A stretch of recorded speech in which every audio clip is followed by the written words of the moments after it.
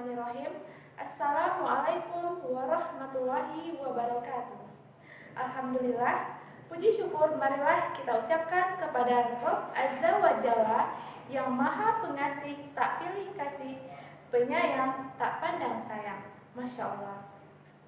Salawat beserta salam tak lupa pula kita kirimkan kepada arwah junjungan kita, yaitunya Nabi Muhammad SAW, dengan mengucapkan Allahumma sholli ala Muhammad wa ala ali Muhammad. Nah, baiklah anak-anak ustazah, seperti biasanya sebelum kita mulai pembelajaran, ustazah akan menyampaikan sebuah hadis yang berbunyi anta ma'aman ahbabta, yang artinya engkau akan bersama dengan orang yang engkau cintai. Hadis riwayat Bukhari Muslim.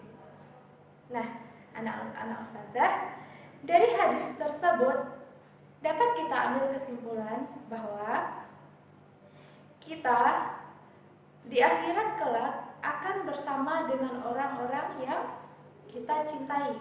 Nah, yang jadi pertanyaannya, siapakah orang yang anak-anak ustazah cintai? Apakah itu orang tua? Apakah itu Rasulullah? Atau yang paling utama adalah Sang Pencipta? Ya, kita harus mencintai yang pertama kali adalah Allah Subhanahu wa Ta'ala. Kemudian kita juga mencintai Rasulnya. Terus baru kita mencintai orang tua dan keluarga kita yang lainnya. Nah, anak-anak ustazah, nanti apabila antum dan antuna mencintai orang yang salah, contohnya ada yang mencintai artis Korea misalnya, atau mencintai pemain sepak bola, bisa jadi kan? Nah, apakah antum-antuna mau bersama dengan mereka di akhirat kelak? Seandainya saja mereka itu tidak satu akidah dengan kita, berbeda alirannya dengan kita, antum-antuna mau mengikuti mereka?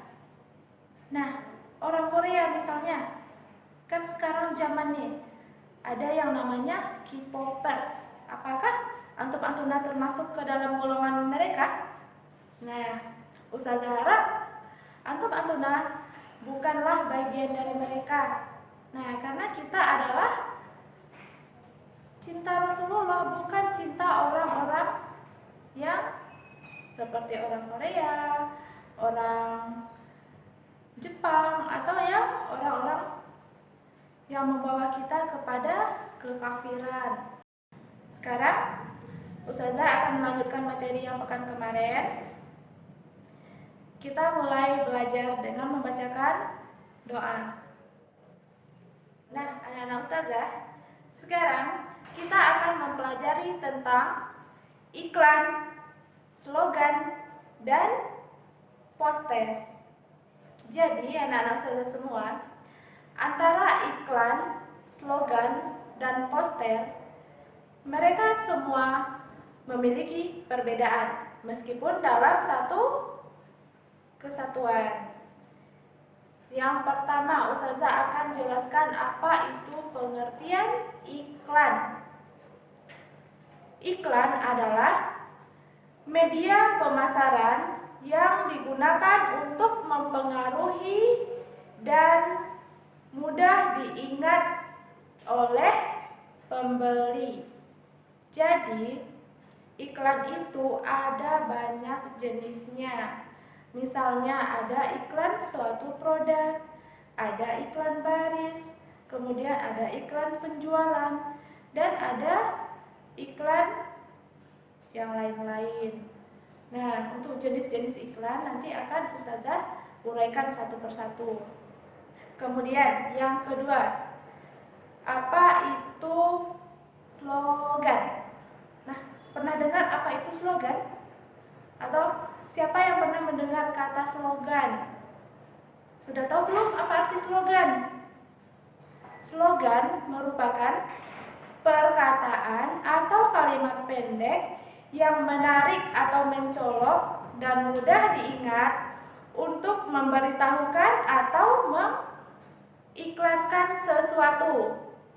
Nah, jadi itu dia slogan.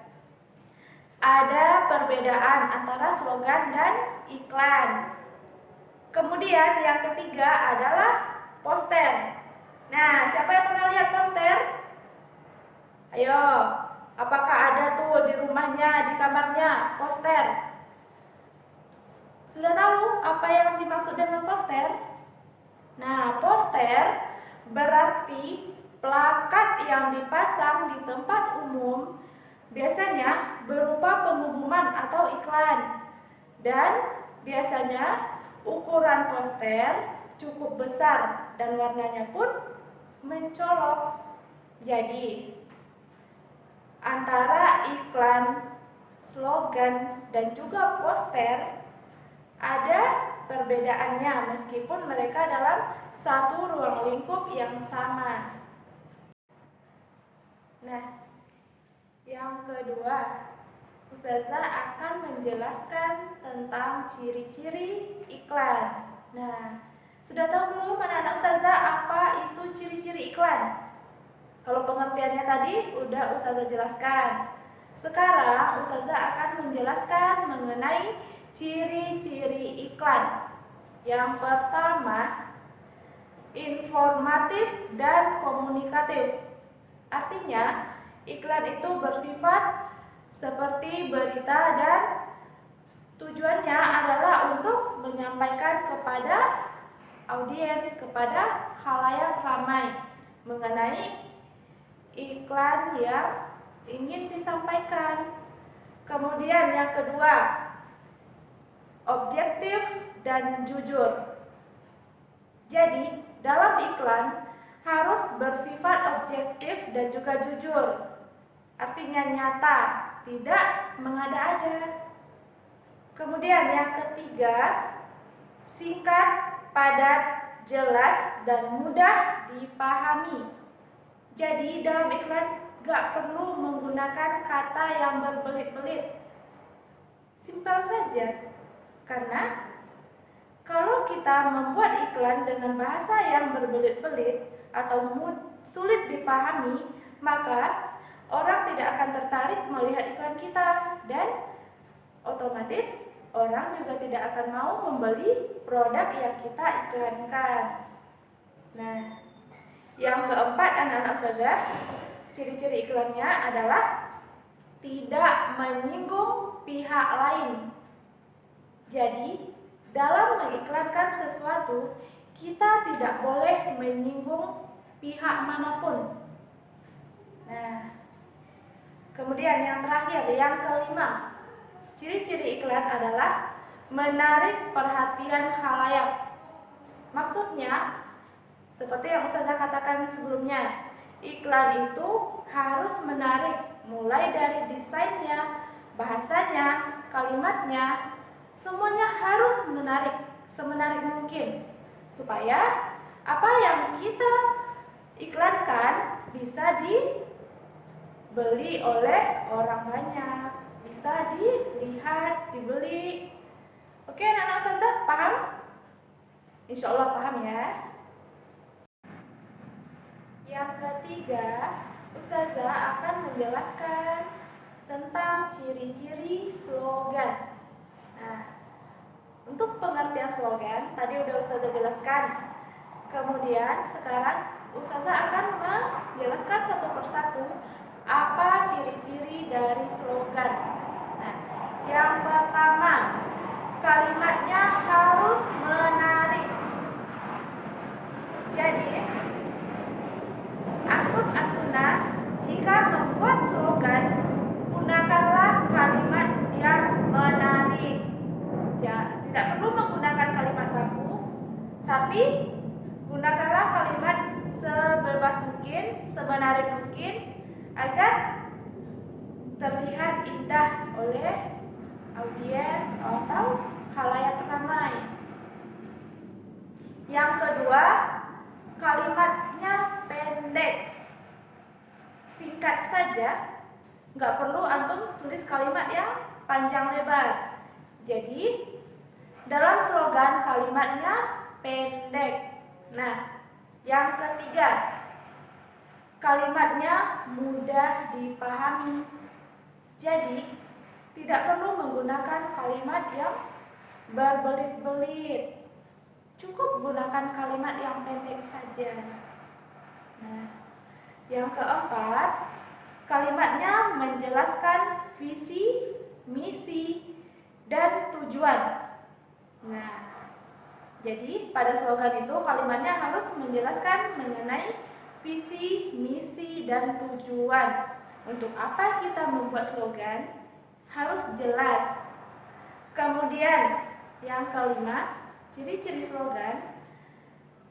Kalimatnya bersifat persuasif, singkat, dan jelas. Jadi, kalimat yang bersifat persuasif maksudnya kalimatnya itu bersifat ajakan. Ajakan untuk siapa? Ajakan untuk khalayak ramai, untuk pelihat atau peminat dari iklan yang akan kita sebarkan. Itu dia ciri-ciri slogan. Baiklah, anak-anak ustazah, selanjutnya ustazah akan menjelaskan mengenai ciri-ciri poster. Nah, sebelum membuat poster, antum dan antuna harus mengetahui dulu bagaimana ciri-ciri dari poster. Nah, yang pertama, ciri-ciri poster adalah desain grafis teks poster, membuat komposisi gambar atau huruf di atas kertas berukuran besar. Yang kedua, poster biasa ditempel di dinding, di tempat-tempat umum, atau permukaan datar lainnya dengan sifat mencari perhatian mata sekuat mungkin. Yang ketiga, poster biasa dibuat dengan warna-warna kontras dan kuat. Yang keempat, poster menggunakan bahasa yang singkat dan jelas. Yang kelima, poster menonjolkan gambar. Yang keenam, poster dapat dibaca sambil lalu. Nah, misalnya ada tertempel poster Al-Kindi menerima siswa baru, ada misalnya ditempel di pinggir jalan, di pohon-pohon atau di mana. Nah, sambil kita lewat di jalan tersebut, kita akan melihat jika warnanya kontrasnya tadi mencolok, maka mata kita akan secara otomatis ikut melihat poster tersebut. Nah, yang ketujuh, poster dapat dicetak secara massal dalam ukuran apapun. Jadi, mau kita membuat poster itu dalam ukuran yang kecil atau yang besar sekalipun, itu bisa. Nah, anak-anak ustazah, jika antum dan antuna misalnya mau membuat poster tentang mengiklankan sesuatu, antum antuna tidak perlu takut, karena membuat poster itu mudah dan tidak membutuhkan biaya yang mahal, asalkan bisa desain grafis. Nah, baiklah anak-anak ustazah, cukup sekian pembelajaran kita pada kesempatan kali ini. Ustazah akan simpulkan pembelajaran kita. Antara iklan, slogan, dan juga poster, meskipun mereka berada di dalam satu ruang lingkup yang sama, namun antara ketiganya itu memiliki perbedaan. Nah, untuk ciri-ciri iklan, slogan, dan juga poster, nah, ustazah sudah jelaskan tadi kan. Apabila ada yang kurang paham, anak-anak ustazah bisa menanyakan kepada ustazah langsung, yaitu via WA. Nah, ustazah akan kasih satu pertanyaan. Nah, di dalam ciri-ciri iklan ada yang disebut dengan informatif dan komunikatif. Nah, pertanyaannya, apa yang dimaksud dengan ciri-ciri iklan yang bersifat informatif dan komunikatif? Untuk jawabannya, anak-anak ustazah bisa isi di Google Form. Nanti soalnya akan Ustazah kirim via Google Form. Baik anak-anak Ustazah, kita cukupkan pembelajaran kali ini dengan membacakan doa kafaratul majelis. Subhanakallahumma wa bihamdika asyhadu an la ilaha illa anta astaghfiruka wa atubu ilaik. Wassalamualaikum warahmatullahi wabarakatuh.